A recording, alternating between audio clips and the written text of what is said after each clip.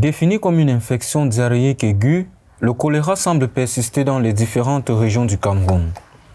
Plusieurs raisons expliquent la recrudescence de cette épidémie, à côté d'une négligence observée des mesures d'hygiène. Certaines habitudes de la société semblent contribuer à son avancée. Quelqu'un qui vient par exemple de l'Ouest et qui a une culture de l'élevage à proximité, à côté de sa maison, va mettre un coin d'élevage, soit une porcherie, soit une volaille, etc. Mais tout en oubliant que quand il y a des coins d'élevage comme ça, il y a également une politique d'assainissement qui doit suivre. C'est-à-dire qu'on se contente juste de mettre sa porcherie, son poulailler, etc., sans véritablement voir dans quelle mesure est-ce qu'on peut évacuer les excréments de ces animaux ou bien les déchets produits par ces animaux sans que ça ne puisse nuire à l'environnement immédiat. L'autre chose, c'est le problème de déversement anarchique des ordures à proximité des habitations et des routes. Vous voyez, ces derniers temps, on constate un peu un relâchement d'ISACAM, ce qui fait que dans pratiquement tous les coins des quartiers où vous passez, vous allez voir un espace d'ordures.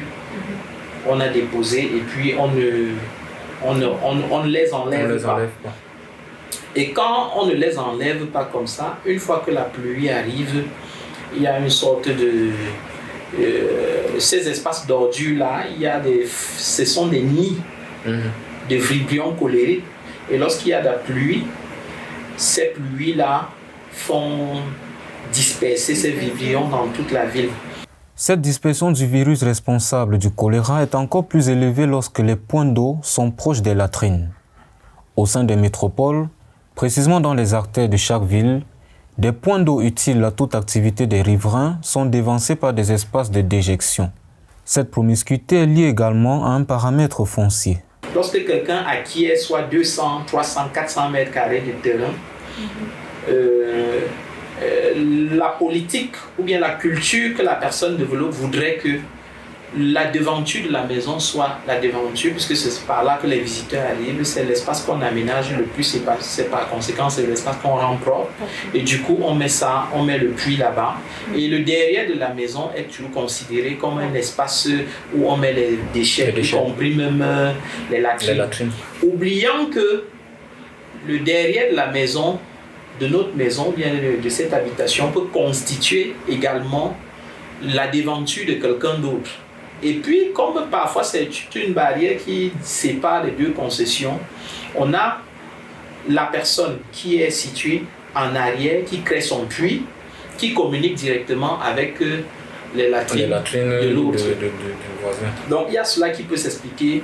Il y a la canalisation des déchets humains des habitations vers les égouts et les rigoles. Vous allez voir, lorsque nous venions tout à l'heure, nous avons constaté que partout, on crée des rigoles dans la ville de Yaoundé, juste comme ça. Mais il n'y a aucune politique qui sous-tend le nettoyage. Il n'y a aucune politique qui voudrait qu'à tout moment, qu'on fasse des travaux d'assainissement de ces rigoles. Du coup, on a parfois des mélanges d'ordures entre ces rigoles, qui bouchent ces rigoles-là et qui parfois éjectent les eaux un peu de façon anarchique. Selon le communiqué du ministère camerounais de la Santé publique, plus de 88 cas et 5 décès ont été enregistrés depuis le 19 avril 2023. Des lieux de propagation ont été notifiés, en l'occurrence les districts d'Obala et Mfou, non loin de la capitale Yaoundé. En revanche, des districts proches du centre-ville à Yaoundé, notamment Djongolo, Cité Verte, Kolndongo et Biemassi, sont des points probables de contamination non loin d'Obala et d'Mfou.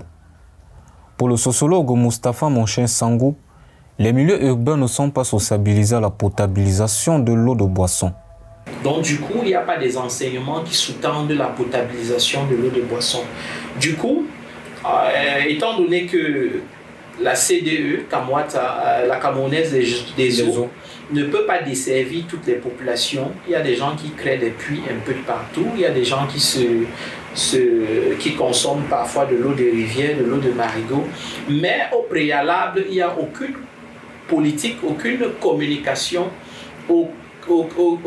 aucune activité soutenue par le ministère de la Santé visant à enseigner aux populations des stratégies de potabilisation de l'eau. Et du coup, on va rentrer dans une perception qui est davantage courante, la perception selon laquelle la saleté ne tue pas l'homme noir, c'est-à-dire pour qu'on puisse voir ce qui est sale aux yeux du Camerounais, c'est ce qui est visible. Ouais. Et du coup, vous allez aussi constater qu'il y a un manque une insuffisance des pratiques d'hygiène.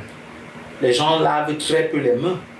Vous allez même voir dans certains domiciles, lorsqu'il y a des mets et des repas, qu'avant de manger, on se lave les mains.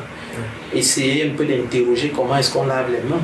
Parfois, on ne pratique pas le lavage des mains, mais on pratique juste le mouillage des mains.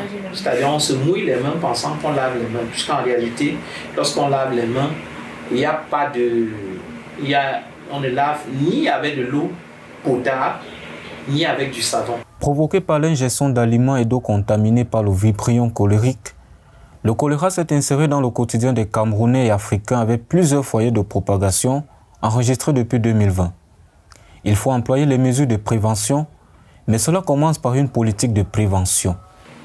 Il n'y a pas de politique qui en réalité booste les agents de santé publique vers la communication avec la population sur les méthodes de prévention du choléra. C'est quand ça arrive, c'est quand il y a des cas de maladie de choléra qu'en réalité on se dépêche maintenant pour élaborer des politiques de communication. Mais lorsque la maladie n'a pas encore commencé, il n'y a pas de politique de prévention. Non, rien n'est fait. C'est-à-dire que c'est quand il y a urgence, c'est quand on commence à dénombrer 2-3 nombres de cas de choléra qu'on commence déjà à publier. Attention, le choléra est là, voilà, sensibilisons, voilà. Mais avant le choléra, il n'y a rien qui est fait. Il n'y a rien qui est fait. Donc, voilà un peu la défaillance du système de santé au Cameroun. Le ministre camerounais de la Santé publique a lancé un dispositif de riposte afin de réduire la propagation de la maladie. Traitement gratuit, kit de potabilisation, chaque acteur social se situe dans l'échiquier de la responsabilité. Car en amont chez les décideurs ou en aval dans la société, prévenir vaut mieux que guérir.